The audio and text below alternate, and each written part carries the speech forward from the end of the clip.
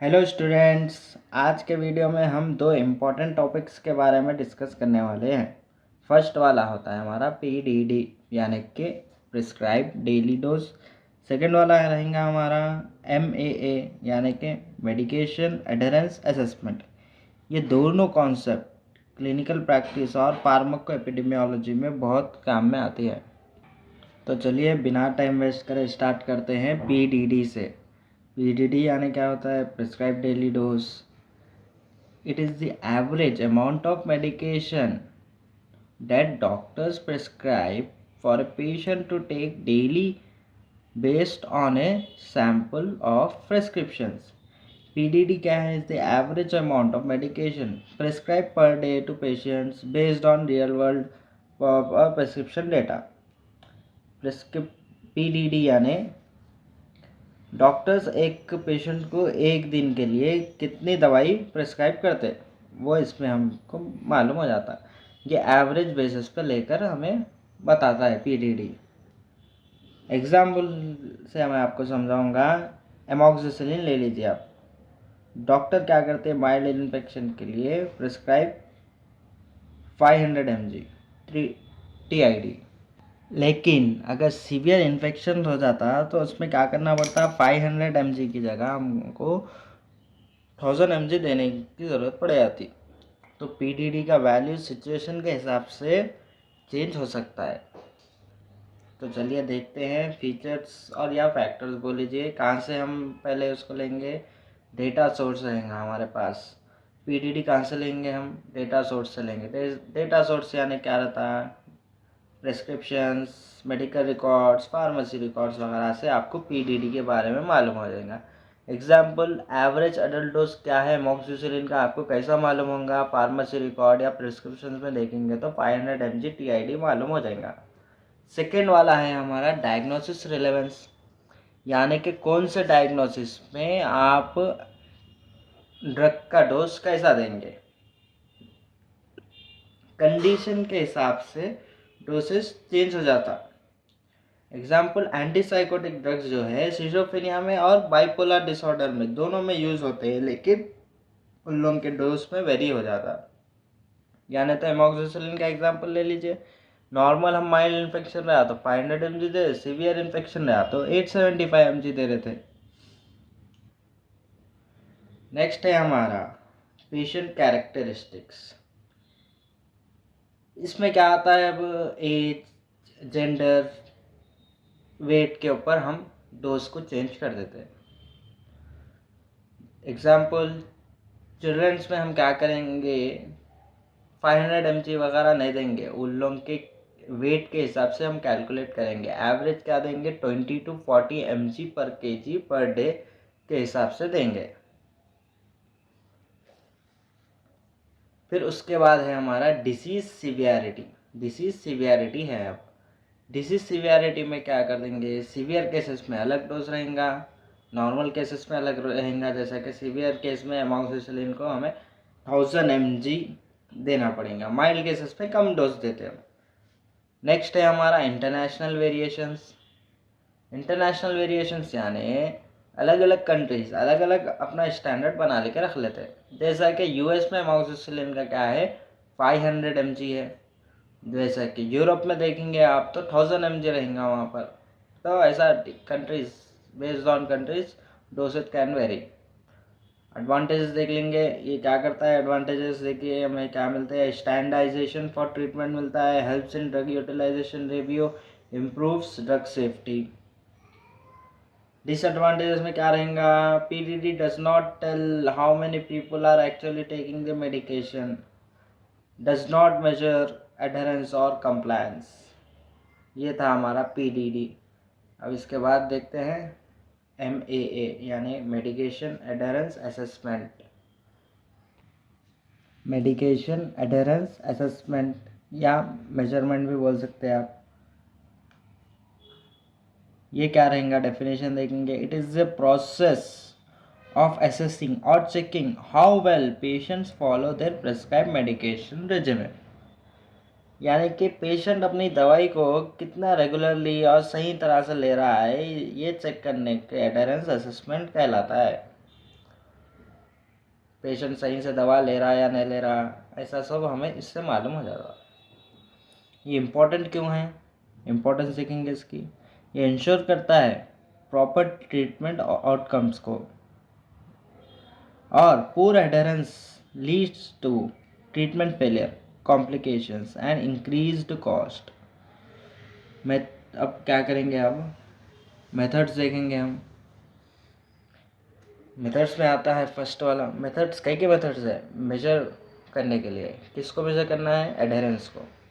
First वाला है self reported method. इसमें क्या कर सकते हैं, पेशेंट सर्वे कर सकते हैं और इश्यूज वगैरह ले सकते हैं आप। पेशेंट सर्वे में क्या रहेगा, देखिए पेशेंट से पूछा जाता है कि दवाई ले रहे हैं या नहीं ले रहे हैं। ये एक तरीक़ा है पेशेंट से मालूम करने का कि भाई साहब आप दवाई ले रहे हैं या नहीं ले रहे हैं, इससे मालूम हो जाता है। लेकिन सेल्फ रिपोर्टेड डेटा में नॉट ऑलवेज भी एक्यूरेट, ये एक्यूरेट नहीं रह सकता हमेशा, due to recall bias, social desirability bias. Interview भी लेकर आप कर सकते हैं। हेल्थ केयर प्रोफेशनल्स में conduct interviews to gather information on medication adherence directly from patient. कभी कभी पेशेंट सच नहीं बताता, तो इसलिए हम क्या करते हैं, इंटरव्यूज वगैरह ले लेकर ये कर देते हैं। ये इंटरव्यूज वगैरह खोल लेते हैं, हेल्थ केयर प्रोफेशनल्स पूछते, डायरेक्टली पूछते। ये क्या है, बहुत ज़्यादा एक्यूरेट होता है, लेकिन क्या है इसके में टाइम कंज्यूमिंग ज़्यादा है। सेकेंड वाला है हमारा फार्मेसी रिकॉर्ड्स। फार्मेसी रिकॉर्ड से भी हमको एडहेरेंस मालूम हो जा सकती है।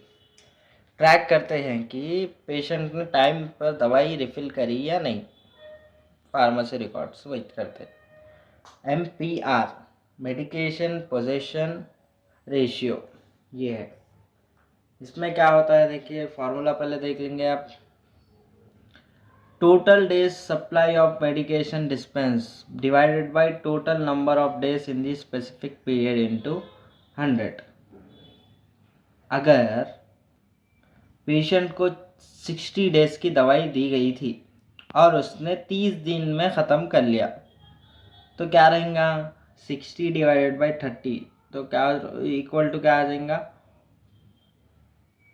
2 आ जाएगा हमारे पास। क्योंकि वो क्या करा उन्हें, ये क्या है 1 आना था, 1 आया तो क्या है 100% होता था, लेकिन क्या है 2 आ गया। 2 आ गया मतलब क्या होगा, पेशेंट क्या करा, जल्द से जल्द दवाई ख़त्म कर लिया हो।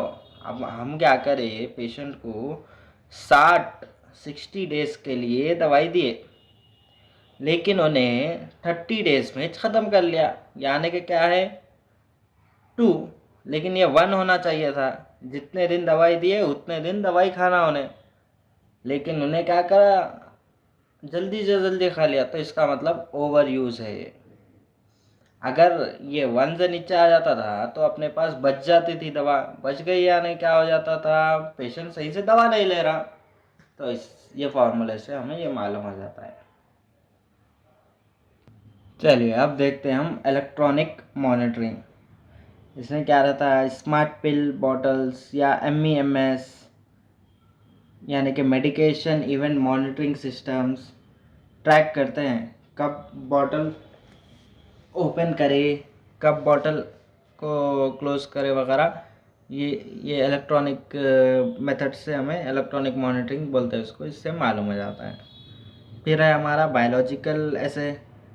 अब पेशेंट दवा ले लिया, पेशेंट दवा ले मेडिकेशन ड्रग्स लेने के बाद वो कहाँ रहेंगी, पेशेंट के बॉडी के अंदर रहेंगी।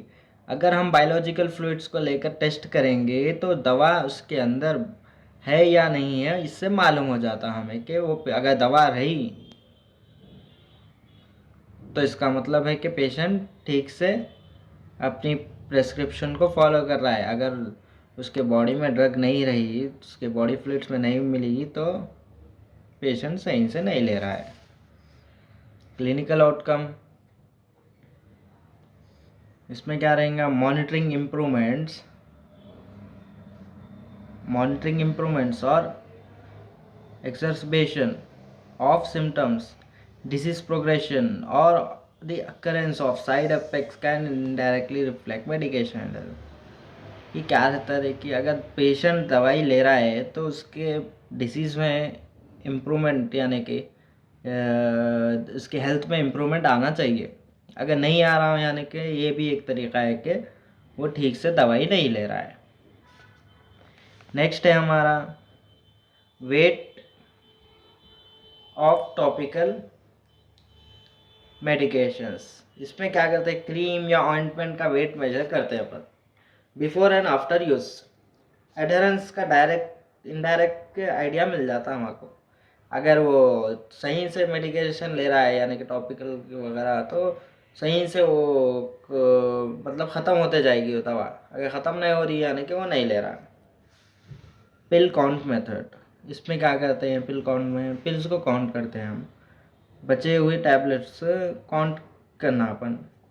लेकिन अगर पेशेंट ने पिल फेंक दिया तो ये काम नहीं करता है, क्योंकि थोड़े लोग रहते हैं कि दवाई लो बोले तो लोग दवाई नहीं लेते, साइड में फेंक देते हैं या ना तो फिर से वॉमिट कर देते हैं। तो इसमें ये क्या है, काउंट नहीं कर सकते हम। तो दोस्तों पीडीडी बताता है कि डॉक्टर्स नॉर्मली कितनी डोज प्रिस्क्राइब करते हैं, और एमएए बताता है कि पेशेंट्स एक्चुअली कितना फॉलो करता है अपने प्रिस्क्रिप्शन को। दोनों ही कॉन्सेप्ट हेल्थ केयर क्वालिटी और पब्लिक हेल्थ के लिए बहुत इंपॉर्टेंट है। अगर वीडियो पसंद आया तो लाइक शेयर सब्सक्राइब ज़रूर करें। मिलते हैं आपसे नेक्स्ट वीडियो में।